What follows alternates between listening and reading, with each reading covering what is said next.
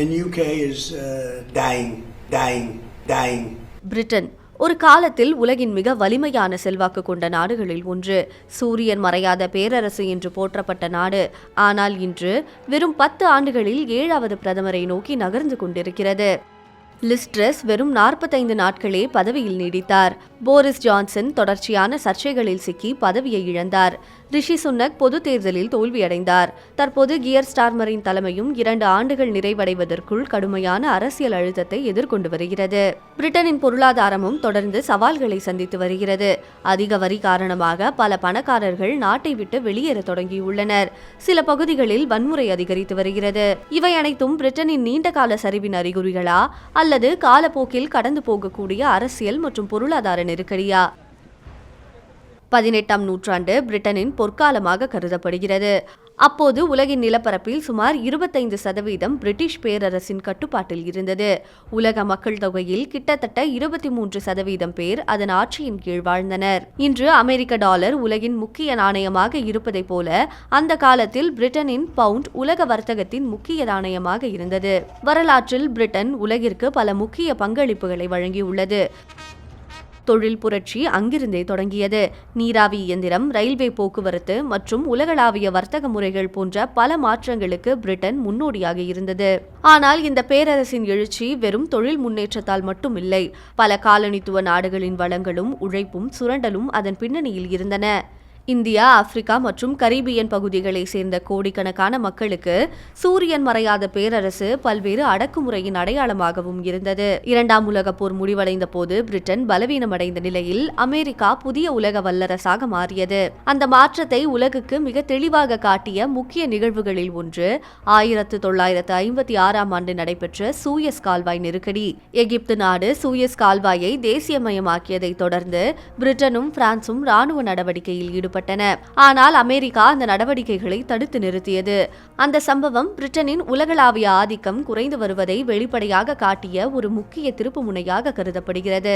பொருளாதார வரலாற்றாசிரியர் பாரி ஐகிங்கிரின் அந்த நெருக்கடியின் போது பவுண்ட் நாணயத்திற்கு அவசர நிதி உதவி தேவைப்பட்டதால் பிரிட்டனின் ராணுவ நடவடிக்கை நிறுத்தி வைக்கப்பட்டதாக தெரிவிக்கிறார். பவுண்டின் மதிப்பு வீழ்ச்சி அடைய தொடங்கியதும் சர்வதேச அளவில் பிரிட்டனின் மதிப்பும் குறைய தொடங்கியது.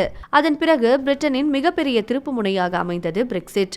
2016ஆம் ஆண்டு நடைபெற்ற பொது வாக்கெடுப்பில் ஐரோப்பிய ஒன்றியத்திலிருந்து வெளியேற பிரிட்டன் எடுத்த முடிவு அந்நாட்டின் அரசியல் மற்றும் பொருளாதாரத்தில் நீண்டகால தாக்கத்தை ஏற்படுத்தியது. ஸ்டான்ஃபோர்ட் பல்கலைக்கழகம், பேங்க் ஆஃப் இங்கிலாந்து மற்றும் கிங்ஸ் காலேஜ் லண்டன் ஆகிய நிறுவனங்கள் இணைந்து வெளியிட்ட NBER 2025 ஆய்வறிக்கையின்படி பிரெக்சிட் முடிவு பிரிட்டனின் மொத்த உள்நாட்டு உற்பத்தியில் 6 முதல் 8% வரை இழப்பை ஏற்படுத்தியுள்ளது. முதலீடுகள் 12 முதல் 13% வரை குறைந்துள்ளது. உற்பத்தி திறன் மற்றும் வேலைவாய்ப்பு 3 முதல் 4% வரை சரிந்துள்ளது. 1979 முதல் 2016 வரை, அதாவது 37 ஆண்டுகளில் பிரிட்டனில் வெறும் 5 பிரதமர்கள் தான் இருந்தனர். ஆனால் 2016 முதல் இப்போது வரை இந்த ஒரு தசாப்தத்தில் மட்டும் 7 பிரதமர்கள் மாறிவிட்டனர். ஒரு கட்டத்தில் தி எகனாமிஸ்ட் இதழ் பிரிட்டனை பிரிட்டாலி என்று குறிப்பிட்டது. அதாவது அடிக்கடி அரசுகள் மாறும் இத்தாலியைப் போல அரசியல் நிலைத்தன்மை இல்லாத நாடாக அது மாறி வருகிறது. அதேபோல ஒரு ரஷ்ய ஆய்வாளர் ஒரு சிறிய தீவு என்பதை தவிர பிரிட்டனுக்கு வேறு என்ன சிறப்பு இருக்கிறது என்று கடுமையாக விமர்சித்தார். அப்படியானால் பிரிட்டன் தனது உலகளாவிய முக்கியத்துவத்தை இழந்து விட்டதா? பிரிட்டன் பலவீனமடைந்து விட்டால் உலகின் முக்கிய சர்வதேச அமைப்புகளிலும் அதிகார மையங்களிலும் அதற்கான இடம் இன்னும் ஏன் அப்படியே இருக்கிறது? ஐநா பாதுகாப்பு கவுன்சிலில் இப்போதும் பிரிட்டனிடம் வெட்டோ அதிகாரம் உள்ளது. தனது அணு ஆயுத திறனை நாட்டோ அமைப்பிற்கு முழுமையாக அர்ப்பணித்த ஒரே ஐரோப்பிய நாடு பிரிட்டன் தான். ஆனால் விமர்சகர்கள் ஐநா பாதுகாப்பு கவுன்சிலில் வெட்டோ அதிகாரம் அதன் செல்வாக்கை இழந்து விட்டதாக கூறுகின்றனர். மேலும் பிரிட்டனின் அணு ஆயுதங்களை அமெரிக்கா தான் நிர்வகிக்கிறது என்றும் விமர்சிக்கப்படுகிறது. பிரிட்டனிடம் மற்றொரு பெரிய பலம் உள்ளது. அதுதான் அதன் மென்னாற்றல். அதாவது சிறந்த கல்வி மையமாக பிரிட்டன் திகழ்கிறது. உலகளவில் தற்போது பதவியில் இருக்கும் 59 உலக தலைவர்கள் பிரிட்டன் பல்கலைக்கழகங்களில் பட்டம் பெற்றவர்கள்.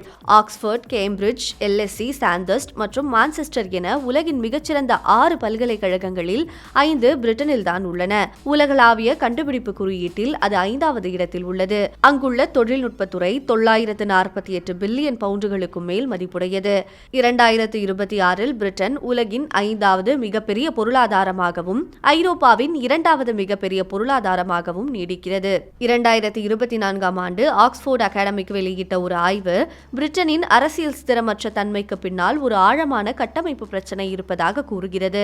அந்த ஆய்வின்படி அதிகரித்து வரும் பொருளாதார மற்றும் பிராந்திய ஏற்றத்தாழ்வுதான் இந்த கட்டமைப்பு பிரச்சனையின் காரணங்கள்.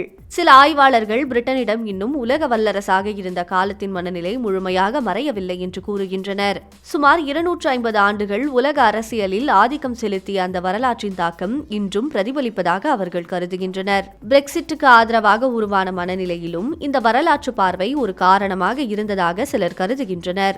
இந்த உணர்வை மையமாக மாற்ற முயற்சிப்பவர்களில் நைஜல் ஃபராஷும் ஒருவர். ரிஃபார்ம் UK தலைவரான அவர் பிரிட்டனின் பழைய பெருமையை மீட்டெடுப்போம் என்ற கொள்கையை வைத்து ஆதரவை பெற முயல்கிறார். இதற்கிடையில் தொழிலாளர் கட்சி மற்றும் கன்சர்வேட்டிவ் கட்சி ஆகிய 2 பெரிய கட்சிகள் மீதான அதிருப்தி அதிகரித்து வரும் நிலையில் சில கருத்து கணிப்புகள் ஃபராஷின் செல்வாக்கு உயர்ந்து வருவதை காட்டுகின்றன. ஆனால் இதற்கு இன்னொரு வழியும் இருக்கிறது. அதுதான் மறுவடிவமைப்பு. வரலாற்றை பார்த்தால் அரசியல் மற்றும் பொருளாதார நெருக்கடிகளில் இருந்து மீண்ட நாடுகள் ஏராளம். உதாரணமாக 1950களில் பிரான்ஸ் இதைவிட மோசமான அரசியல் ஸ்திரமற்ற தன்மையை சந்தித்தது. அப்போது வெறும் 4 ஆண்டுகளில் 22 அரசாங்கங்கள் மாறின. ஆனால் சார்ல்ஸ் டு ஹோல் ஆட்சிக்கு வந்த பிறகு அரசியல் அமைப்பே மாறியது.